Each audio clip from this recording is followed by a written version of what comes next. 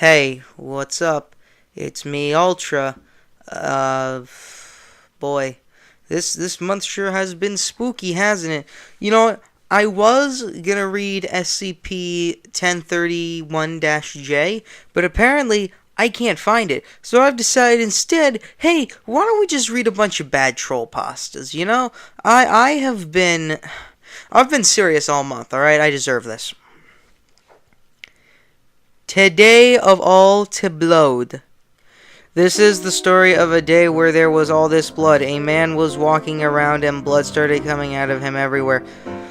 There was so much blood that it filled up an elevator. He went to the store and there was just blood all over the place. People were slipping in it and they were grossed out. That he tried to go swimming and then all the sharks went nuts and bited everyone. And he got chased by all the vampires ever. And one time the blood got a kid and a dog, and at the end of the day everyone decided they would send him to space so that he would stop getting blood everywhere. The scariest part is that the man was you! Or he was a lady if you're a lady. And you forgot that this happened. Hyperrealistic. One hyper-realistic morning, I opened my hyper-realistic eyes, only to find that my hyper-realistic sheets had been torn off my hyper-realistic bed and strewn about my hyper-realistic room. I decided with my hyper-realistic brain to jump out of my hyper-realistic bed to find the cause of this, only to notice that when my hyper-realistic feet touched the hyper-realistic carpet, it was damp. Looking down with my hyper-realistic eyes, I saw that it was covered in hyper-realistic blood! I opened my hyper-realistic mouth to scream, but the hyper-realistic blood started to pour out, and then my hyper-realistic eyes became filled with hyper-realistic blood tears. Due to the massive loss of hyper-realistic blood, I died, and then a hyper-realistic skeleton popped out! A haunting most Mario. Once I wanted to play Mario, but I didn't have a Nintendo for it, and I was at a flea market. This old man I saw had Mario and an NES, but the label was not there. The man said it was owned by a dead kid named Jim. I just said whatever, because I was eager to play Mario on my new NES.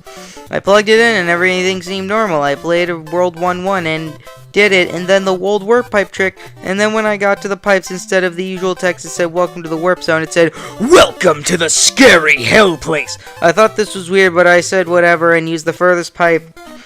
The intro screen showed the words Death World 6-6-6. The graphics seemed off and it sounded like screams happened from the game, but it was super scary. But I wasn't scared and kept playing, and after a while I hit a place that was impossible to pass because of spikes, so I had to die.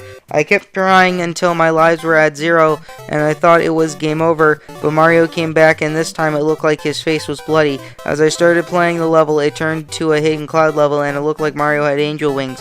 A spooky digital voice came out of the Nintendo that sounded like it said, "No hope." As I was about to grab a mushroom, the screen went black. I reset the NES and the game came up. This time the title screen was different and Mario's face was bloody. It scarred me so much that I reset it again. As it came from the digital voice, it said, "You can't run from the funk." The screen was hyper-realistic and it showed Mario again. Only this time his face was me and my family's face, and we were skeletons. It was so realistic, I couldn't believe it. I was compelled to try the game again. This time I started it as the first Goomba walked towards Mario. Mario turned towards the screen and starting screaming, "No mas! No mas!" It sounded like high-quality CD audio, also blast processing. I screamed and turned off the game. I put it away. Later that week, I noticed my family acting distantly. I decided to research Mario games, and I found out that Mario was in a secret game released only to 2 arcades on Friday the 13th on June 6, 1997. It also seemed weird that I started playing video games again. I decided to put in the Mario game again, and I loaded it up and saw my file, and I clicked it, and Mario said, "Why you not stop playing my game?" I didn't take this warning and played anyway. I got to Bowser, and when I won, I got to Peach, and Toad said instead he said Peach is dead! And then a ghost face came up, and it had a lady's face, and Princess Peach is a lady. I reset the game for the last time. I opened it up, and it changed from my name, and it said, "Jim died, bro." Ah! And then my mom walked in and she screamed, "I was dead the whole time, and guess what? My name was Jim!" So anyway, I don't know if any of you guys have experienced anything like that. I might have just had a bad dream anyways. My mom sold the cartridge at a yard sale, so yeah, I don't have it anymore, but you should believe me because it's true. And then a skeleton popped out. A few years ago, a man was walking down a road because his car broke down and he saw a car coming up behind him, so he stuck out his thumb to hitchhike, and the car stopped ahead of him, and he ran up to the passenger side and opened the door, and when he opened the door, a skeleton popped out. What was it? Was it Sans? Was the skeleton Sans? Sans Undertale? Am I funny yet? Please tell me I'm funny. I don't think this one has a title, but you know, you're gonna know which one I'm reading. Man and girl go out to drive under moonlight, and they stop on at the side of the road. And he turned to his girl and say, "Baby, I love you very much." "What is it, honey?" "Our car is broken down. I think the engine is broken. I'll walk out and get some more fuel." "Okay, I'll stay here and look after our stereo. There have been news reports of stereos being stolen." "Good idea. Keep the doors locked no matter what. I love you, sweaty." So the guy went out to get fuel for the car, and 2 hours later, the girl says, "Where is my baby?" And he's supposed to be back by now. And the girl heard a scratching sound and a voice say, "Let me in." The girl does not do it, and then after a while she goes to sleep. The next morning she wakes up to find her boyfriend still not there, and she gets out to check, and man door hand hook car door. I don't what the f did I just read? Cackling.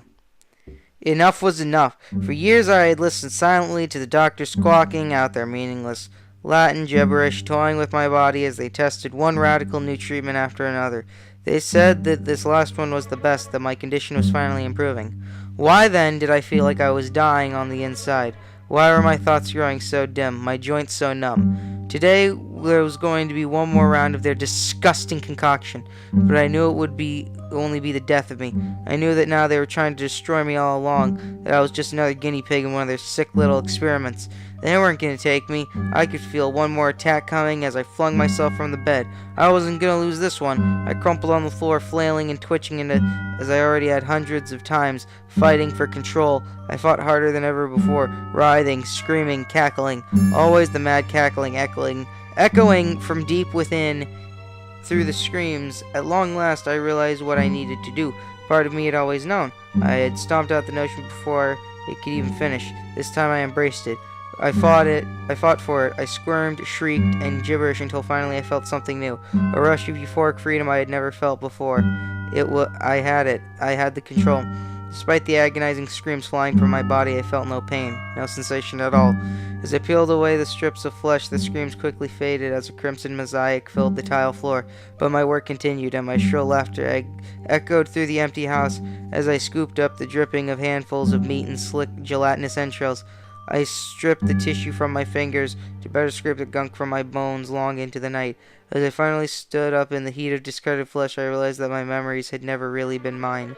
I was only an observer to them, imprisoned in some loathsome cocoon of meat and viscera. It was finally time to create memories of my own. I knew there must be others like myself, and they might be needing a little help breaking free. Cackling began anew, and this time it would never stop. Nobody would silence my joy. They had tried to kill me. They called me a disease. They had called it bonus eruptus. Is this just a skeleton popped out again?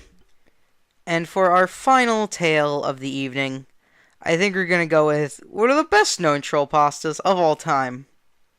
So you're with your honey and you're making out when the phone rings. You answer it and the voice is, "What are you doing with my daughter?" You tell her and she says, "My dad is dead." Then who was phone? Happy Halloween or something. I don't know. Man. Why did I do this?